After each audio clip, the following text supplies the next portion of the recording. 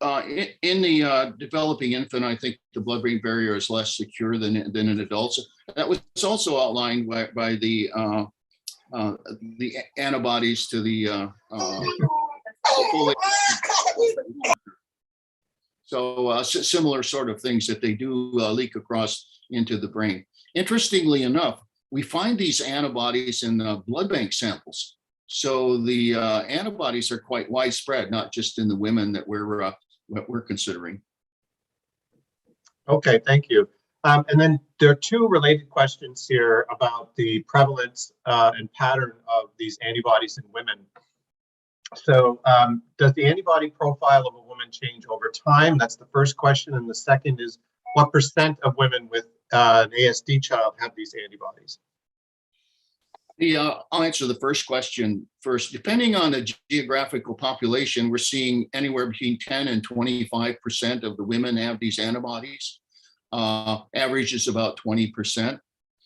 And different groups have different sets, since there's 8 of them here. We do have some initial evidence that Dr. Vandewater developed, may want to comment on it since she's here, that antibodies to CRIMP1 lead to the more severe or maybe even the profound cases of autism. That's something we're going to try to define in the next year with a very large clinical validation study. Okay. And I see that Judy Vandewater has her hand raised, it looks like. Do you have, I don't know that she can get into asking a question live, but maybe if she could put it in the chat, that would be great. So maybe in the interest of time, Dr. Woody, you could come back to the Q&A. Oh, sorry. Yep, she let me in. Okay, great, go ahead. So I think to answer the question of do they change over time, which is an excellent question, that is actually one of the goals of the MARBLE study. We have longitudinal samples in those women, and we're seeing about 25% of those women. These are women who already had a child with autism, and we're following them throughout an additional pregnancy. And one of the things we are seeing is there may be some slight changes over time. And so that's something that we're really interested in, is how those change over time and what that might mean when that's happening during gestation. Great, thank you, Judy. That's great context there. So maybe there are a couple of other questions, both in the Q&A and the chat, that maybe you could come back to, Jim, while we proceed to the next talk. Great. So without further ado, I'll move on to the next speaker, who is Dr. Eric Wan from WAVE Neuroscience. He is both president and chief medical officer there. Dr. Wan has a very decorated career, both in the military and also in the general population as a physician, and has seen, I think, the full spectrum of different types of medical situations, and now he's applying all that experience and expertise to developing TMS, or transcranial magnetic stimulation for Kleefstra syndrome. And maybe I'll just turn it over to him now to tell us about what's going on at WAVE Neuro. Sure. Thank you so much for the introduction, and we're really honored to be with all of you today. I've had the opportunity to listen to a bunch of the presentations throughout the last 2 days, and it's really inspiring to see all the advances in the field. And we'll share a bit about ourselves today, but just a virtual standing ovation to Pramila and the Brain Foundation. This has been an exceptional symposium, and we'll share some of our contributions to the science. I'll start by introducing our disclosures. Alex, who's to my right, and myself are employees and minority shareholders of WAVE Neuroscience, but we will just present the science and the data and avoid commercial bias. We have numerous funding resources, which we'll touch on in a moment. And then Dr. Mason Harrell will also present his experience. He has a daughter with Kleefstra syndrome. This is an autistic, a genetic form of autism with some unique characteristics. He has a unique perspective as well as both a physician, a scientist who's triple board certified. So we'll launch right into it. Part of the reason you're seeing this intermingling of military approaches, special operations, and then autism, it left me scratching my head at first glance, but this technology was really engineered and innovated to help the brain function better and more efficiently as an organ. And when we use that as our end goal, we can touch many different conditions and diagnoses. We're very careful to say this is not a panacea or a cure for any of these conditions. It's not even disease modifying, but we're seeing some significant and promising data as it relates to a number of different symptom clusters. And as it relates to developmental delay, we're seeing some encouraging results. So the military's interest is in human performance and optimization, and this can be applied across a number of different platforms. And so we have a wonderful team, proud to work with all these individuals, scientists, engineers, physicians, all getting together with a common goal and purpose. We also have a deep bench of advisors and consultants, some that you may recognize, but all both wonderful people who are purpose-driven and have really advanced the science for us. So feel very privileged to be working with all of them. Hey, excuse me, Eric, I don't think your slides are changing. I'm not seeing them change here. I'm still seeing the title slide. Are you in slideshow mode? I am, but let me try redoing that. Hopefully this will work.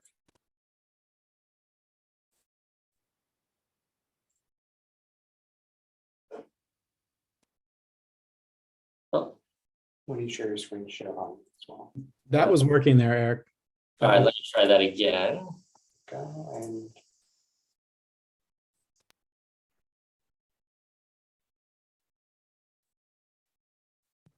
The try before work. Oh, there we go. It's good. Thank you. Sure. So this is a bit about our platform. This is our team, and here are our consultants. And so I know we ran through those relatively quickly. We can make these slides available if people are interested in reviewing in more depth. But in the interest of time, I've been advised we're running a bit behind. This is our process. We first get a brainwave recording. Many of you may be familiar with quantitative EEG. It's a brain mapping technology. Alex is going to speak to that in much greater length momentarily. We run this through neurocomputational analytics and a normative database and come up with a report. This has been transformed from what used to be a 30-page report into a one-pager that is intended to be much easier to understand, taking some very complex neuroscience and distilling it into more easily interpretable biometrics. And then we're stimulating the brain using an FDA-grade class 2 medical device. It's called transcranial magnetic stimulation, but we're individualizing and personalizing protocols unique to each individual. And then we can create a virtuous loop of doing these EEG scans every couple of weeks, and then ensuring that we're achieving the progress objectively and scientifically. We're very proud of our research partners. We've invested quite a bit of resources, time, and energy into validating the results that we're seeing. This is a partial list, but we're embarking on even more studies in 2022, moving to larger sample sizes and outside of just pilot data. And I'll turn it over to Alex to talk a bit more about our EEG science relative to autism. all right, so heading over to what Dr. Ron just covered, an EEG is a measurement of cortical electrical activity. It could be taken during eyes open or eyes closed states. It could be taken when someone's awake or asleep. And there are different frequencies of activity that are generally expected during these different stages of alertness or sleep, eyes open, eyes closed. And when you start looking at subjects who have been diagnosed with autism or developmental delay, developmental disorders, there are common endophenotypes or features that reveal disconnective features in this EEG. So There are features, as you can see here on the left. This is looking at default mode network function, which is generally a reflective network and occurs during eyes closed waking states. We see when we compare this as well against normative controls that there are differences. And I'm going to focus on that on the next slide as well. Here's a comparison. On the left, it's typically developing controls versus autism confirmed children. And you can see that there are these darker lines that progress from left to right of the screen, going from 30, 60, 90 to 120 months up to 10 years of age.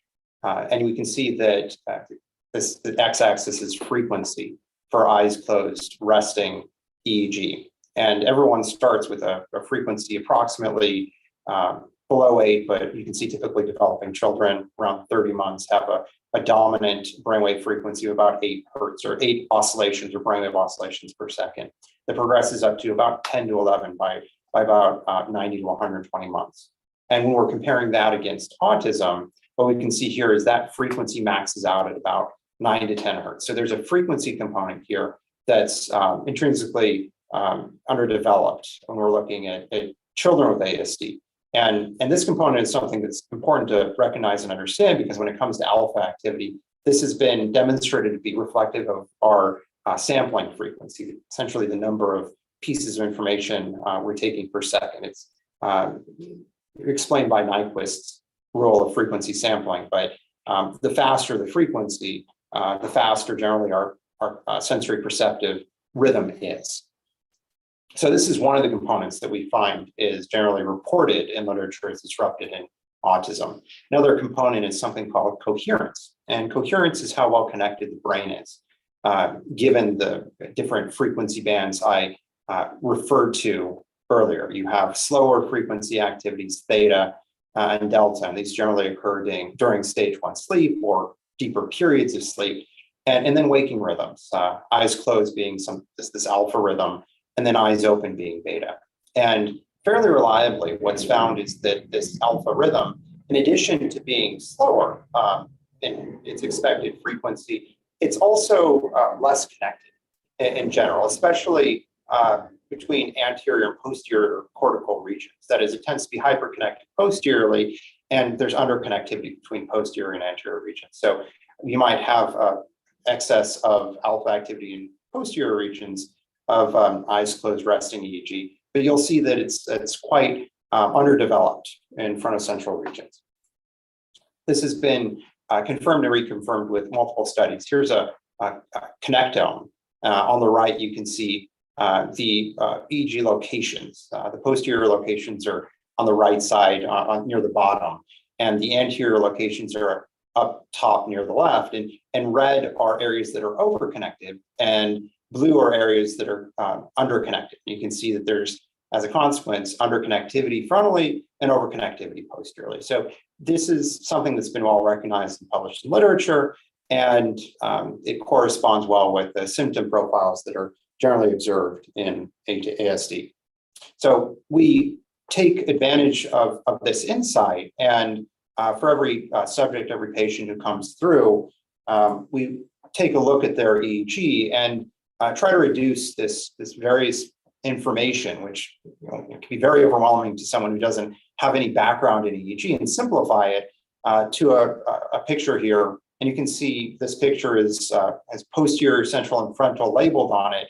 And we have something called the Fourier transform here, where on the left side of the screen would be the raw signal, and we're simulating it here in frontal and posterior regions. If we count the number of oscillations per second, and let's say there are 10 oscillations per second, then we'll be able to see on our FFT a peak at 10. Similarly, if there are 9 oscillations per second, our FFT will demonstrate a peak at 9. If there are 12, a peak at 12. If both 9 and 12, a peak at both 9 and 12. So we can get from this a frequency component and also an amplitude component for the EEG duration that we're recording. And we tend to see this for 10-minute eyes closed EEGs. And what we see on the right is for typically developing adult or child, a dominant posterior rhythm at about 10 to 11 hertz. You can see that peak there. And then the same corresponding frequency in central and frontal regions. The peak is sharp, which tells us that there's no other activities occurring. We don't see peaks slower off to the left or faster and off to the right, either theta or beta frequency ranges. Now, when we take this test and we start looking at our children who might be coming in with ASD diagnoses, we start to notice fairly profound changes or differences rather than just resting eyes closed function. Here we see highlighted in red on the right the alpha frequency band for a child with autism. We can see that there's a frequency of about, let's say, 9.5 hertz in posterior. And we look at frontal and central, there's a corresponding alpha activity at about 10, but it's not the largest EEG rhythm in the FFT spectrum. We can see there's also activity off to the left in this theta range. And as a consequence, the amplitude of alpha activity in the frontal lobe could preferably be higher. So we take this information and we then utilize it with neuromodulation in order to try to get the EEG that's on the right to shift and look more like the EEG on the left through entrainment of cortical tissue. So the technology referred to earlier, this RTMS, we call it magnetic EEG, EKG resonant therapy. We calculate this biometric frequency from this FFT and then provide that frequency of stimulation into cortical tissue corresponding to the frequency that we're visualizing with this FFT tool. So I'm going to hand it back to Dr. Wan in order to look through a couple of cases. Thanks, Alex. So this is a case that's kind of near and dear to my heart. It was one of my introductions to the technology. At the time I came across this, I was actually at the Boeing company, most notable Fortune 50 aerospace company. I was playing a role as their chief physician and a secondary role as their technology officer for health services. And one of my neighbor's children who had fairly significant autism had shared with me a bit about the technology. And you can see some of the history here. At that time, a 6-year-old male who was born prematurely. There's some more details there, and up until 18 months was really thriving, met all of his milestones, was babbling, crawling, used words. And then around 18 months, there were some lost milestones, and he stopped responding to his name. He lost his words and language, began stemming, doing hand flapping. All of his tests actually for quite a while was coming back normal. His pediatrician had actually provided quite a bit of reassurance, but over time they started him in ABA therapy and speech therapy until he eventually came in for treatment. And this is his EEG upon arrival. And you can see, as Allison mentioned, there is a deficit, if not absence, of alpha activity in the frontal and central regions, but the peak in the posterior region where there's hyperconnectivity. And this morning I heard some talks about the MEF2C gene and imbalance of excitatory and inhibitory neuron development. It actually got me really interested because we're seeing some convergence of scientific disciplines here. And if we're of the belief, as Alex and I are, that science always converges on the truth, a lot of these dots are really starting to connect for us. But this EEG was taken 2 weeks after treatment, and you can start to see emerging some alpha peaks in the frontal and central regions.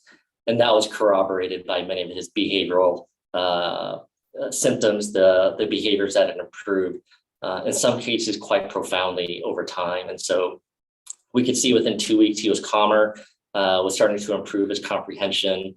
He was starting to imitate the children around him and said his aunt's name for the first time. And then fortunately, as with many of our patients, he came back in a year. And we're very encouraged to see that he continued to make progress. And it's important to note, this progress was made without treatment. It seems to us that once we start to activate these neurons and those neural networks start to light up, the body does much of the work for us. And this is true to, I think, many of our medical paradigms, that we tend to be born and engineered as healing organisms. If you put two ends of a wound marching together, it heals. Two ends of a broken bone together, it'll heal. It seems to us that with brain activity, if you move it in the right direction, the trajectory of that improvement tends to improve with time as well. So this child came back for treatment several years in a row. Hopefully this video will include audio, but this is a before and after video of this child that the family's given me consent to share this. hopefully this will play.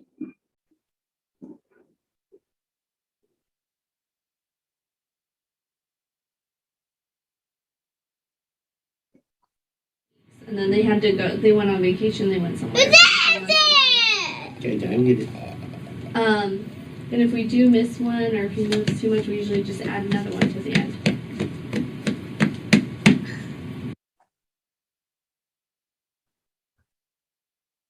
Oh, that's not a T, it's a D. Kid. Kid. Kid. Kid. Kid. Good boy.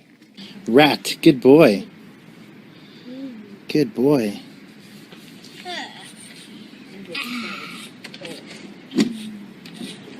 When? So before I turn it over to Alice, I should mention not every child has this kind of progress, but we're really encouraged by his change, and it was part of what compelled me to move over to join this organization. And he is now much older, obviously, but he no longer requires IEPs. He's at grade level and is making friends and has done quite well. So let me turn it over to Alice to share a bit more about some of the work that we've done. So I'll show another case report right here, and we're going to go ahead and launch into some of the chart reviews that have been performed. I just wanted to note that for the therapy, we measure individual alpha frequencies, which can vary person to person. So we task the RTMS device to match with the frequency that we're measuring in the EEG, and one person might receive stimulation 9 hertz or 9 times per second, or another one might receive it 11 times per second. And these are daily 30-minute sessions where stimulation is applied over the course of Monday through Friday, generally 5 days a week, and then EEGs are taken serially, as was mentioned earlier. Here are twins, identical twins, and you can see this line here, February 15, February 17. This is the baseline for the identical twins, and their EEGs look a little different, and the severity of their disorder was also similarly different. And we can see from left to right the general and gradual formation of a peak for the top at about 10.5 hertz, and for the bottom case from left to right, a gradual development in this rhythm also at about 10. Although this case on the bottom far right has a peak also posteriorly at about 8. So when it comes to cortical tissue and network function, it's different person to person. But following 1 month of therapy, for both cases, they reported improvements in cognition. Attention to language was very exciting for the family. So we've been seeing this for many years now, application of the technology. And there are a couple of studies and chart reviews that have been performed on the populations that have gone through this. This was one of the first ones back in 2014, an N of 26 that followed up. Children went through a clinic that received this for mean of 24-month period of time after the period when they received and underwent the therapy. And it was 26 cases who had a baseline CARS score, childhood autism rating scale. I believe this audience understands that score. Severe is, I believe, 40. 40 plus is where we get moderate, and severe is 40. It's a bit higher. But started off with a CARS score of 41, and by the end, at the end of 2 years, had an average CARS improvement of a reduction in 11.7 points, which was quite profound and impactful. To note, the cutoff score for some of these, some perspectives is between 28 and 30 for CARS.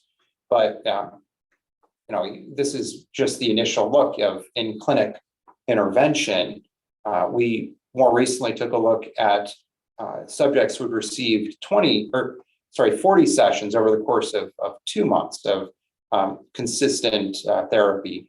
And you can see here baseline CARS score. This is an N of 167 taken from a couple of clinics who were providing this therapy. A baseline score here of about 39.1. And then over the course of the 2 months, quite an impressive reduction down to an average or mean of 33.9. We went ahead and further stratified by baseline severity just to take a look and see, who would be most benefiting from this type of intervention, at least in this clinical setting. And what we were excited to see is those who were most severe had the greatest proportion of reduction, and those who were near to the bottom, they didn't improve as much. And we can see from this that symptom severity was in some way corresponded to the degree of change over the course of time. This technology we're seeing applied not only in the States, but in other countries. An Australia group recently went through, and this is in progress for publication right here, and looked at 12 subjects as they received stimulation over the course of approximately a month, and they found BCS and PCS before and after stimulation that there was quite a few domains on the cars. You can see the subdomains on the right that changed dramatically, adaptation to change being one of them, and then taste, smell, touch, use, and response, and then fear and nervousness. So there were a couple of domains that were more responsive at least, but we're excited to see that this is having an impact in multiple domains, and not only on populations in the States. And just to kind of bring back to what we're seeing on the scientific level, we're trying to interact with and provide neuromodulation to cortical networks.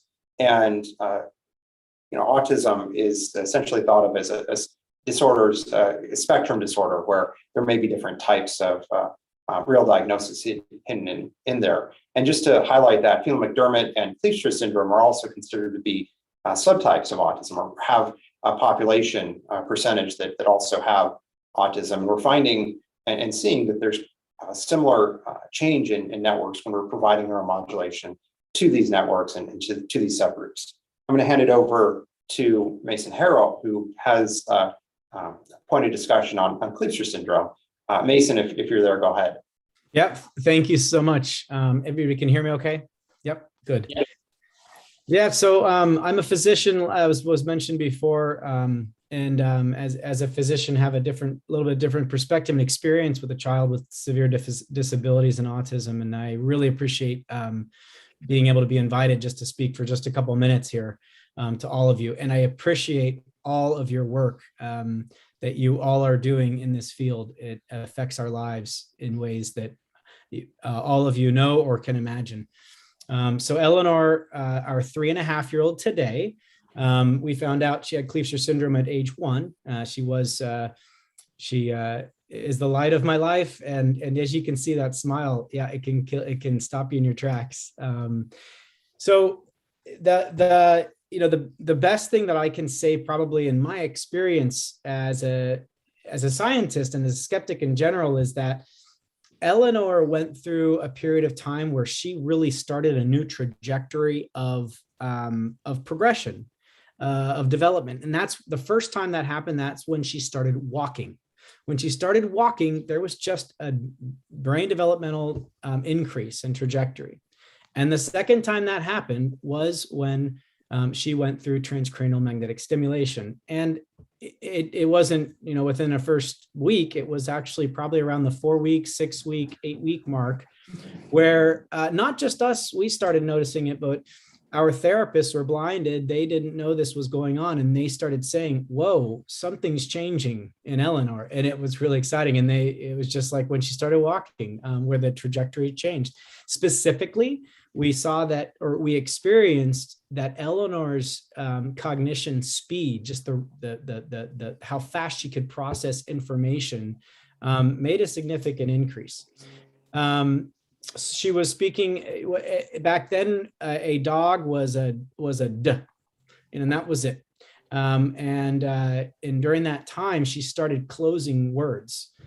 So she went to say dog, and instead of d for dad, it was dad. Really neat. And then the other one was attention. She was just she started paying attention more. And the second thing I wanted to say, I appreciate, Eric, what you said earlier, where the effects lasted longer. It's been a while, Eric, and we moved about a month ago. And I didn't have a chance to update you, Eric, but she continues to progress. And now she's on to 2 to 3 words and 4 syllables. So the progression has continued in her since the treatment. And she finished around the treatment for the first time. She finished in April. And so that wasn't too long ago. And that's all I have. Yeah. Great, thank you, Mason. It's a little emotional. Mason's a friend, and his daughter's just a beautiful, wonderful child, and so to see these kind of changes is tremendous. But we want to share a bit of the science, the background science that we were able to observe, and so I'll turn it over to Alex to talk about her EEGs as well. So this is, yeah, thank you, Mason. Yeah, thank you so much. I held back my emotions, Eric. I did a good job, I thought. Being a scientist, being a doctor. So this was the baseline EEG. You can see here that there's a peak posteriorly at about 4 and one under 8 at about 7.5. We're finding with some developmental delay cases that they don't develop alpha activity. If the frequency doesn't even emerge past 8 hertz, and that's something just to keep in mind for this case. But we can see similarly same frequencies, 4 and 8. Although they're quite small in this EEG at baseline. And Eleanor went ahead and went through 2 months, I believe, of this daily stimulation. And we can see that this is after 1 month. We took the baseline EEG and we waited before commencing therapy until about June, mid-May, June. So this is after 1 month here, and this is after approximately 2, and we can see that from baseline to more recent EEGs that there's been quite a large emergence of both rhythms. Prominent 4 hertz is quite high following the intervention therapy, but we can also see 8 hertz or 7.5 starting to emerge. There's no alpha rhythm that's emerged yet, and that's not uncommon as we see in some of these delays. However, the fact that we have such a large increase in cortical activity in the scalp certainly points towards possible mechanisms, including long-term potentiation, improvement in cortical network synchrony, and all of these other domain factors that are normally disrupted in the autism spectrum domain of EEG and cortical functional signatures. So just with that, it's so endearing to be able to work with this case. And Mason, thank you for being on. We're going to go ahead and open it up for questions and discussion. But before we open up for dialogue, I just want to share that the story's not quite over yet. Mason is just the love of a father and the momentum from this case. We've actually gotten IRB approval to do a small trial. Cleavage is exquisitely rare. It's a chromosome 9 deletion, and so getting recruitment for these types of studies is a bit challenging. But the CLEATure, the National Center of Excellence, is at Boston Children's Hospital, and Dr. Alex Colazon will be the principal investigator. We've designed a trial. We're currently rallying funding to do that trial, and we're hoping that'll launch in 2022. We're also looking to build upon our pilot data and to do a multi-center, large pivotal trial for autism spectrum disorder. So we're really working hard to advance the science, and just honored to be here with all of you as part of this discussion. And from there, we can open it up to discussion. Thanks, gentlemen, and congratulations. I mean, it's really remarkable what you just showed, and if that's predictive of where this is headed, it's going to be it could be really, really significant. So best wishes on that. A couple of questions here really quick before we move to the final presentation. One is, how do you handle doing EEG with your eyes closed, quiet, sort of with an autism population, and do you sedate them? Just trying to pick, there's a question around how that operationally works. Yeah, I'll go ahead and take that. There's no sedation. The technicians who are doing this have been trained and gone through a vetted process that requires hours and hours and hours of training. It's very difficult to put a cap on the head of a child with autism to get them to close their eyes, where you have to use cotton swabs There's a lot of patience involved, and the EEGs themselves can take multiple sessions before we get something that's clean. But they work cooperatively with the family. They send the CAPs home with the parents in order to habituate the children to the test. There's a lot of effort required in order to get something that's clean. And even if we're unable to get something that's clean, the family may be informed that the visualization on the data might be a little bit less ideal, but you can still calculate a method for therapy regardless. So, that's closely handled with the family and with an excellent team of EEG specialists in all the areas where this is being practiced. Great, thanks. And sounds analogous to some of the challenges that we've seen in getting good MRI data in kids with autism. But one question I had was, so far what you showed was this treatment as a standalone, and the response times are pretty quick. So would you expect maybe even either a more pronounced effect or no synergy between that and, say, ABA going on at the same time, or other intervention going on at the same time? And I guess embedded in that is, how would you do those trials? Maybe that's a longer term question that we could take offline. Well, I would say we strongly encourage families to continue with ABA therapy. We view this as complementary. It's very much a team approach. And we've seen tremendous progress with families who do ABA, and we view this as kind of synergistic. How we tease that out in a clinical trial, that is a bit of a challenge. We want to see in isolation what the therapeutic benefit, the safety, the efficacy of this treatment would be in isolation. But in practice, our oath and our mission, of course, is to serve our patients in the best manner possible. And we believe that the multimodal team approach is going to be the best for each family. Mason, I don't know if you have any thoughts on that either in terms of Eleanor's approach. Yeah, absolutely. Yeah, we kept Eleanor in all therapies at all times during the treatment. And coming from, I won't say anything else. Yes, and yes. Okay, great. So again, thanks, bravo, guys. And I think there are a couple of other questions there. If you don't mind answering in the Q&A dialogue box, that would be great. We'll move on to our final speaker, practicing pediatric psychologist with a PhD in cognitive psychology from Princeton and postdoctoral work at Harvard. Really originally focused on language acquisition and processing, but really curious to hear about the TPBM work that you're going to talk to us today. And I'll get out of your way now and let you take over. Thank you so much for the introduction. It's a great privilege to be here, and I'm going to share my screen.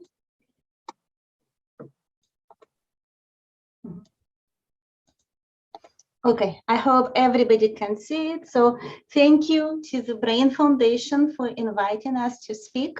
I'm speaking today here on behalf of Jellica Light. I'll be talking about our first clinical trial that we have just completed.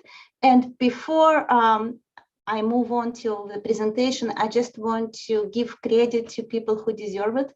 These are our co-authors, our scientific advisors, people without whom this research wouldn't be possible.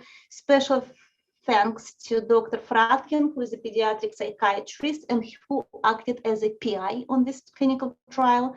Many thanks to Professor Nazir, who shared her wisdom with us in the most generous way. Without all these people, this research wouldn't be possible. So with that, I'll just move on. I have to say, I'm so lucky to present the last. I feel like I can skip through many slides of the introduction or give just really high level of introduction. What is transcranial photobiomodulation? In some ways, like transcranial magnetic stimulation that was described before me, it's a way to stimulate the brain. This is what Professor Navier called optodynamic therapy, and maybe it's the most accurate name for this technology, but basically it's a non-invasive treatment and it stimulates brain transcranially with near infrared light. In our trial, it was pulsed near infrared light. Now, what happens when near infrared light reaches the brain? It's being absorbed by the cells. Specifically, it activates mitochondria, and there were so many excellent presentations, amazing presentations at this conference that showed intimate connection between mitochondria and autism. Basically, there is almost always some kind of mitochondria dysfunction, if not a full-blown disease or disorder and dysfunction present, which is underlying autism. So with this stimulation, we activate mitochondria to produce more ATP, which results in brain healing itself, like was so profoundly said before. Body, brain wants to heal, and with a little bit of help, it will. It promotes synaptogenesis, it promotes neurogenesis, and it reduces brain inflammation. Oh, it also, like I said, it promotes synaptogenesis, so it increases brain connectivity, which is one of the underlying causes of autism. This technology has been studied in many studies that looked at dementia, stroke, traumatic brain injury, and depression. And it has been shown to be extremely helpful. For example, in aphasic patients who suffer from stroke, it has helped with language production. It also has been shown to be helpful with memory, mood, sleep. Why autism? It's actually, I feel that this technology was intended for autism, always. First of all, it improves functional brain connectivity, and I'm very thankful to Nero Wave, who talked about connectivity before me, so I don't have to go again and explain what it is. It also affects brain oscillations, and again, just like presenters before me, I'll be talking about brain waves as one of the possible biomarkers of autism. Why look at kids with this technology? I think, again, this technology is suited for children because the skull is not thick. I think it's about 3-4 millimeters thick only in young children. So the penetration of the light is not an issue. There is a lot of synaptogenesis still happening because the children are so young. There is neuroplasticity. Again, with a little bit of help with brain stimulation, the brain will heal, and the connections that need to form will form. So I think this brings us specifically to our clinical study. I just want to show you a little bit of the data. I believe it was already presented yesterday by Professor Siranoglu, but still, this is a study that used this technology, transcranial photobiomodulation, in 2018. Dr. Leisman and his colleagues used stimulated occipital lobe with near-infrared light, and by week 4, they found a major drop in symptoms as measured by clinical global impression severity scale, and this reduction in symptoms sustained until week 8, which was the end of the trial. By the way, they did a follow-up. They followed these children, and children were from 5 to 18 years old. They followed them 6 months later, and the gains that were made during this trial remained. So children who improved continued improving. This is a study that was done in Massachusetts General Hospital with adult participants by Professor Siranoglu and Professor Kasanam. They also used transcranial photobiomodulation. They stimulated different brain areas. I believe they stimulated F1 and F2. And they also measured improvement with clinical global impression severity scale. There is no control condition in this study, but it produced very hopeful results with adults in that the symptoms did decrease by the end of the study. So by the midpoint, which was week 4, there was initial significant decrease, and it continued by the week 8. So we do have some preliminary data, and now we wanted to look at EEG specifically. Why EEG? Why is this endpoint so interesting?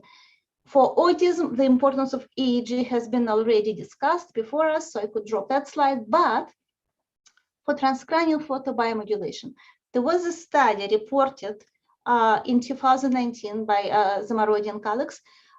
They looked at healthy adults, and they applied transcranial photobiomodulation for 20 minutes only. And after this single application, they detected the reduction of slow frequency waves, which, because these were healthy adults, the slowest frequency was theta waves, and they detected statistically significant reduction in theta waves. So from that alone, we knew that brain waves are receptive to this, sensitive to this kind of stimulation. We could look at them.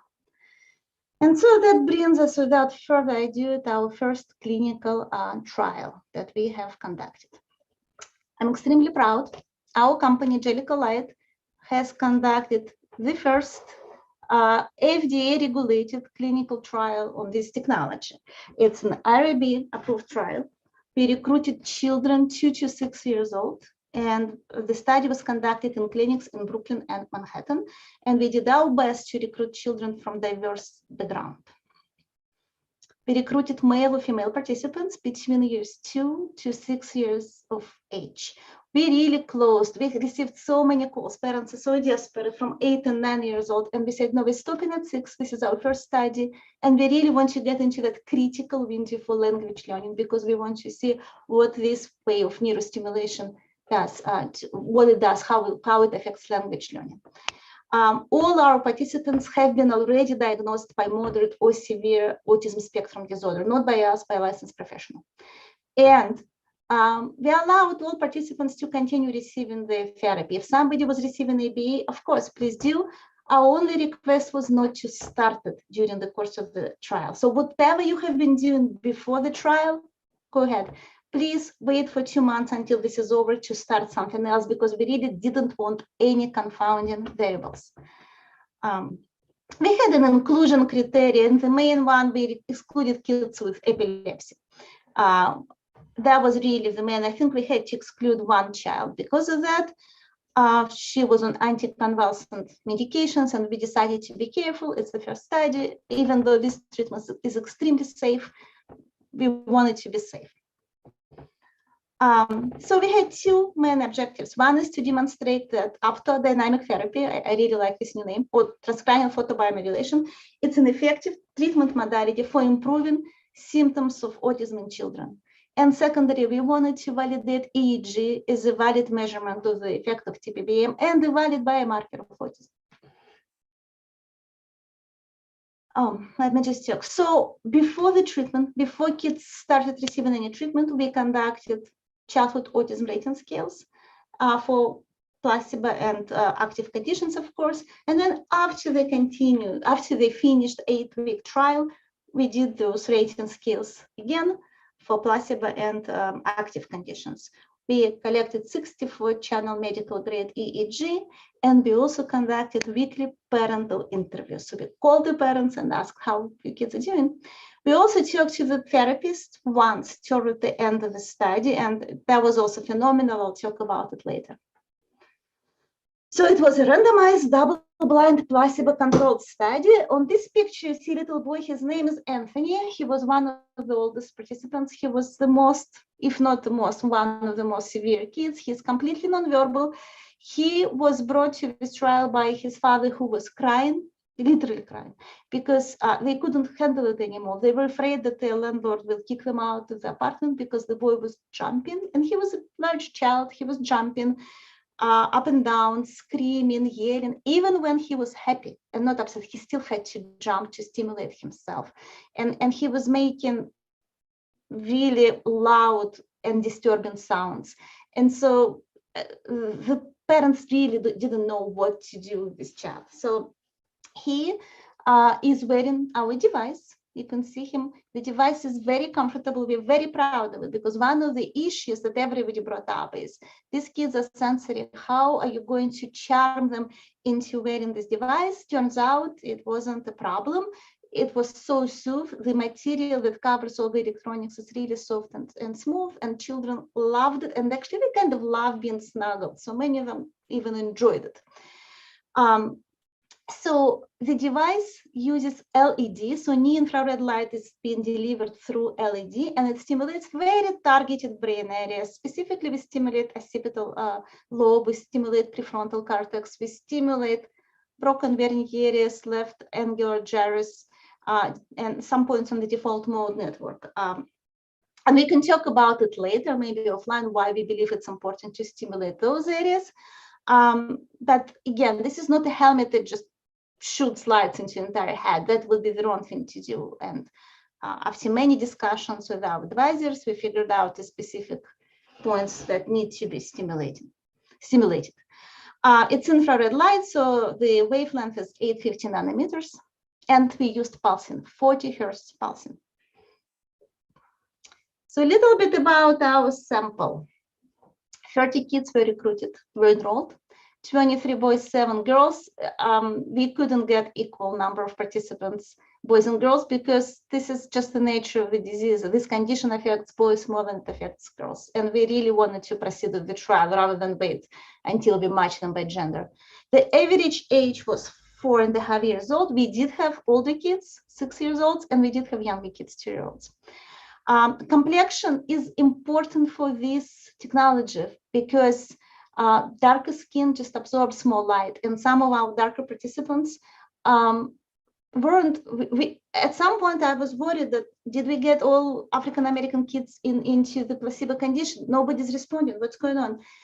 By week 7 or 6, suddenly parents of kids with darker skin started saying, "Oh, I see a big difference." And this is because dark skin absorbs light, and when we think about dosage, this needs to be taken into account. We had 63% of our kids had some language. They again, these are moderate to severe kids. Some language doesn't mean functional language. They were ecolabic. They couldn't express what they need, but they did have some language. And 37% were nonverbal. 43% received ABA. And 34% received something else, speech therapy, some kind of therapy, and 23% received nothing. This really broke my heart because these are moderate to severe kids in New York City, where therapy is really available, but still, for some people, it's more expensive. Some people didn't have time to bring the kid to the therapist. Some people didn't receive therapy through channels like Department of Education, they weren't approved. And so even for these severe kids, 23% of them were left with nothing, which is really, really sad. I just wanted to show, this is the demographics between groups. The main point here is that there is no statistically significant difference in the distribution between the groups. So we did have 5 girls in the placebo. Out of 7, 5 of them were in placebo condition and 2 inactive. With only 30 participants, this difference wasn't statistically significant. We were lucky with age. Active condition was 4.7 months and placebo condition 4.5 months. We were very lucky with therapy. It turns out 12 participants in active condition received some kind of therapy and 11 in placebo. So the groups were really well matched. I just want to point out that we had slightly more nonverbal kids. 7 nonverbal kids happened to be in active condition and 4 nonverbal kids happened to be in placebo condition. This difference also wasn't statistically significant, but it could be important. So the exciting slide, the results. Childhood autism rating scale. So this is, for those who don't know, this is the behavior. There are scales that measure eye contact, scales that measure response to name, response to commands, usage of language, usage of body, usage of toys, ability to play with toys, ability to interact with others. This is standardized scales that have been used in clinical practice for many years. This is well-validated method to diagnose autism and measure severity of autism. And that's why we selected it, because it's able to measure the severity of autism. And you can see statistically significant drop in the severity of symptoms for these children only in active condition. So if you look at the bottom chart on the bottom, you'll see that about 9-point drop was for active condition, and FDA considers 4-point drop to be clinically significant. So here we have more than twice as much. For placebo, we did have some placebo effect, about 2-point drop was placebo condition. So this is a huge change in behavioral symptoms. Oh, this is a fun slide. We talked to parents. Every week we called parents and we asked the same, not us, our research assistants who were blinded to the experimental condition. The parents were blinded to the experimental conditions. The blinding was done really well. So those assistants, we're forever thankful to them, called the parents and said, how is Anthony doing? How is Camila doing? They asked about eye contact, they asked about concentration, communication, any improvements in behavior. They also asked about side effects, headaches, tics, self-injurious behaviors. So first of all, we should, every study, I'm convinced now, should have a placebo condition, because parents are extremely hopeful and parents really want to see improvement. And there is a lot of energy when you enroll your child in a trial. There is a lot of energy around them. You spend more time at the time, you interact more at the time, and that's great. However, to evaluate the effect of the treatment, we really need placebo control. And we did have significant difference even in parental interviews. We did have placebo effect clearly, but p-value was exactly at 0.05, which is statistically significant. And parents of participants in active condition reported those positive events more frequently. So this is simple counting, and it was non-parametric statistics. I believe it was Wilcoxon test. For side effects, there was no difference between conditions. So again, at least for the 8 weeks, for the duration of the trial, this is a very safe treatment. Nothing happened to the participants of active condition that was statistically or clinically different from the participants in placebo conditions. We did have a couple of kids who became more active or a little bit overactive, and that resolved spontaneously after a couple of days.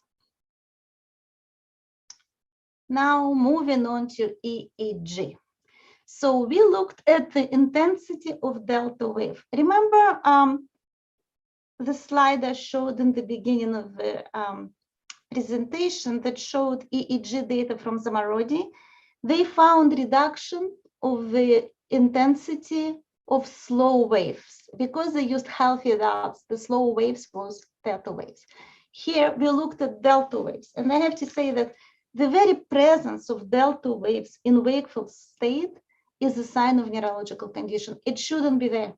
These are deep sleep waves, unless the brain is inflamed, unless something is happening to the brain. I'll talk about it later, but for now, I just want you to look at the top chart on the top. And the line of best fit for the active condition is orange, and it shows negative slope. As these kids participate in the study, the intensity of the delta waves drops down. However, nothing like that happened to kids in placebo condition. Now, I want you to look at the chart on the bottom, and this is my favorite finding. I'm so excited. We correlated the change in delta waves with the change in cars. So the y-axis shows you change in cars, and 0 is the midpoint. For some kids got worse and their score went up. Some kids improved and their cars dropped down. And the x-axis is the change in delta. So if you look at the bottom left corner, these are the kids who are doing the best. Their cars is low and their delta waves is low. And you see majority of kids here are red, which is active condition.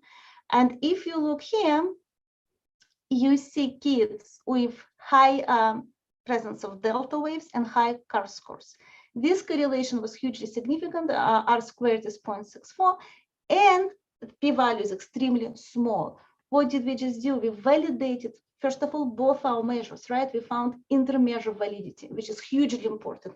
We also validated delta waves as a potentially biomarker of autism, because again, when there is something off with the brain and it correlates with the behavior, the intensity of delta wave is higher.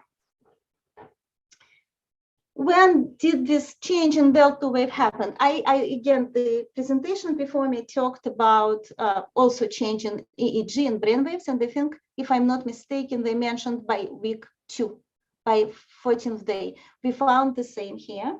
By day 14, again, the red chart represents the intensity of delta, the red line represents the intensity of delta waves. We see statistically significant drop.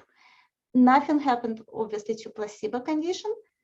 And what's interesting is that the behavior changed by week 3 or 4.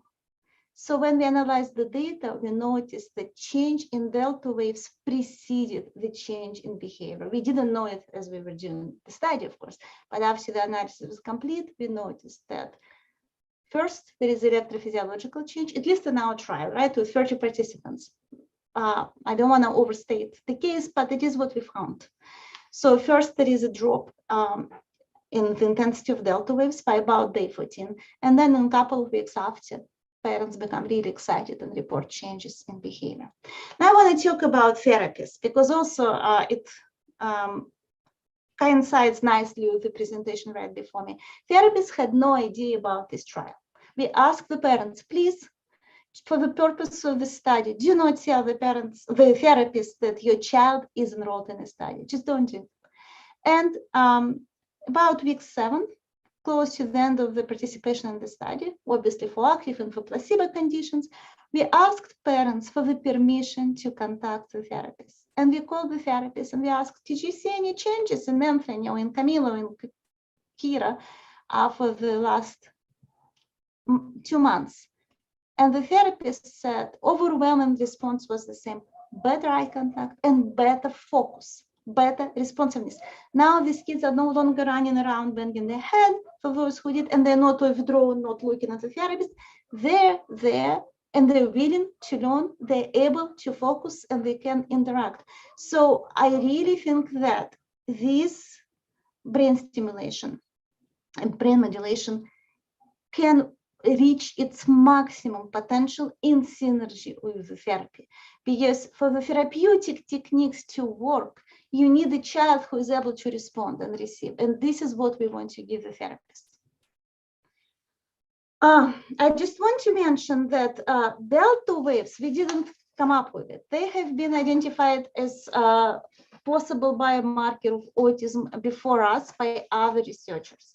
Again, delta waves are usually present during sleep, and they are called slow wave sleep.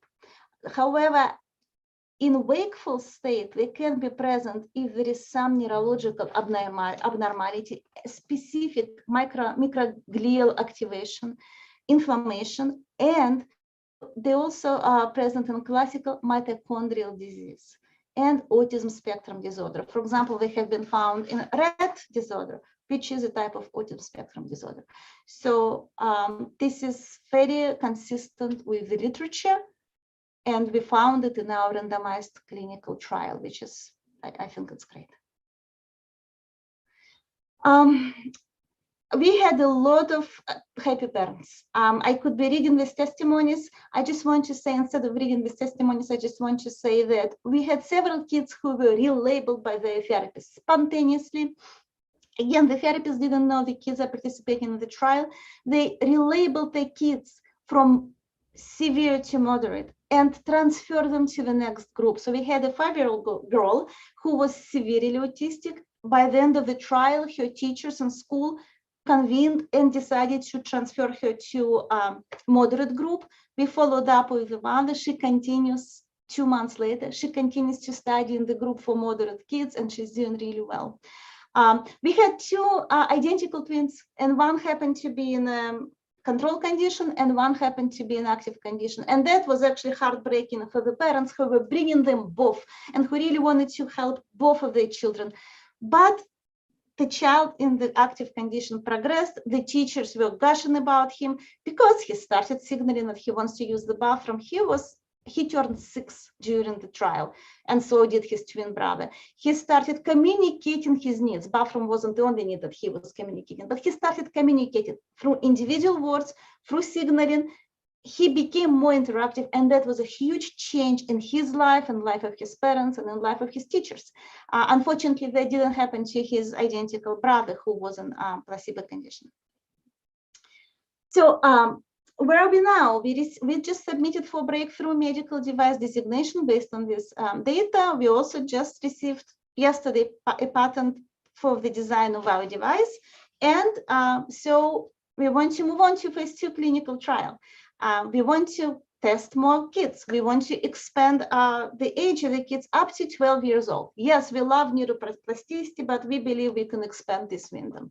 We want to prove that our device works best in synergy with ABA, and we want to do this comparison between kids who receive and do not receive ABA.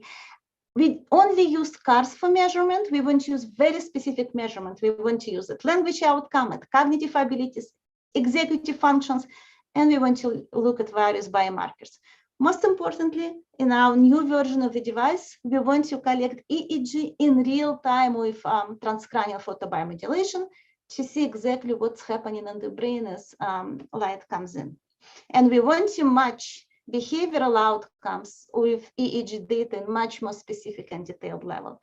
And of course, the future is personalization of this device. For every child is different. Every child has her own or their own developmental trajectory, their own story, and we want to be able to make this available and effective for every child.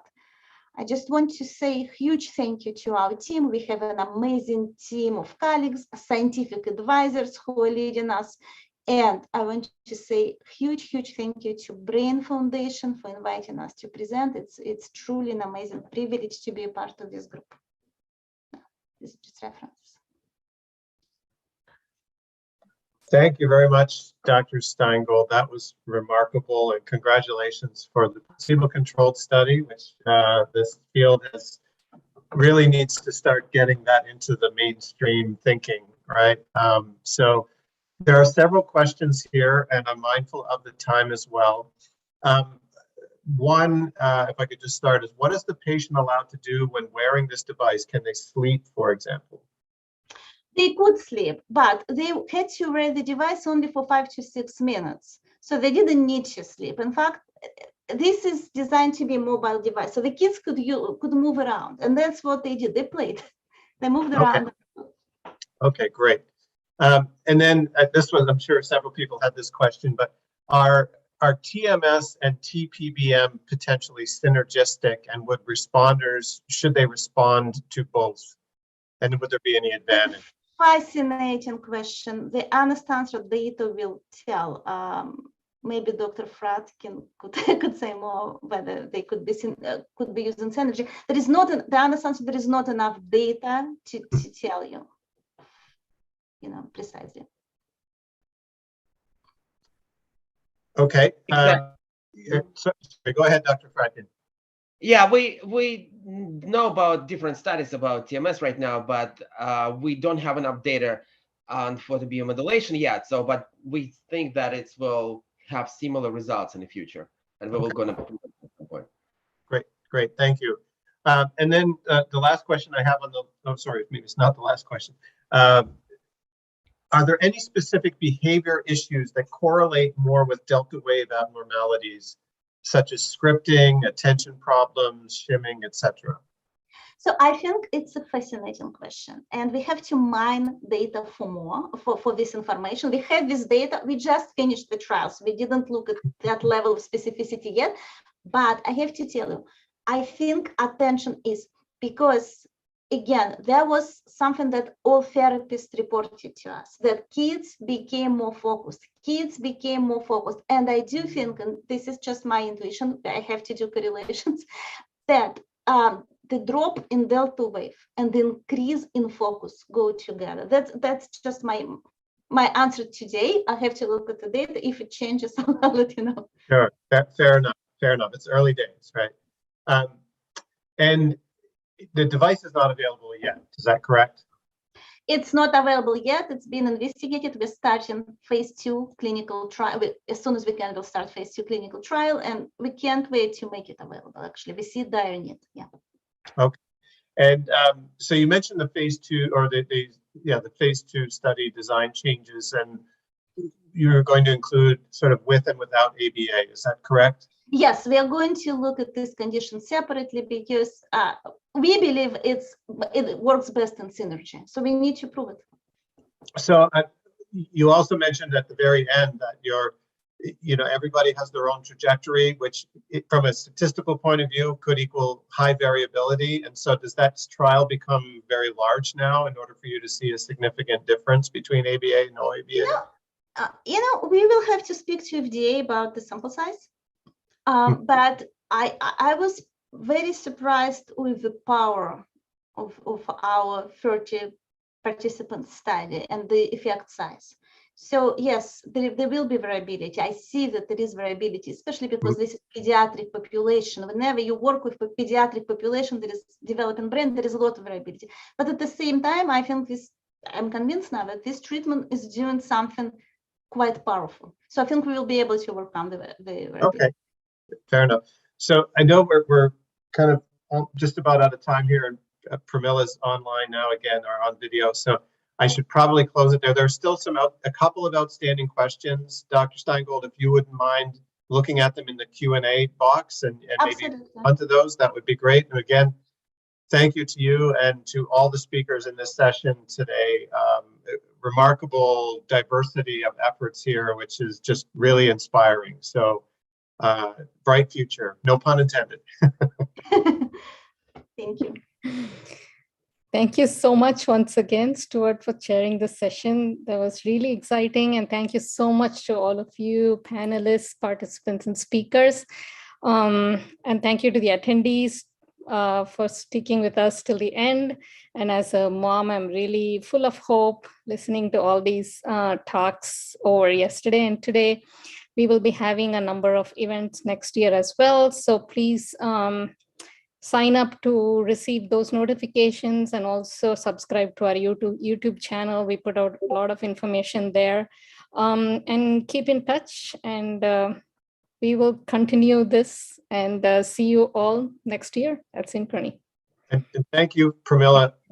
Excellent job again, as usual. Never a doubt there, but you probably deserve a good night's sleep after all this the last couple of days. So thank you. Yes, thank you very much. Thank you. Thank you. See you. Excellent. Well done. Thank you. Good job. Thank you, Pramila. Thank you. Thank you on behalf of all of us here. Thank you so much.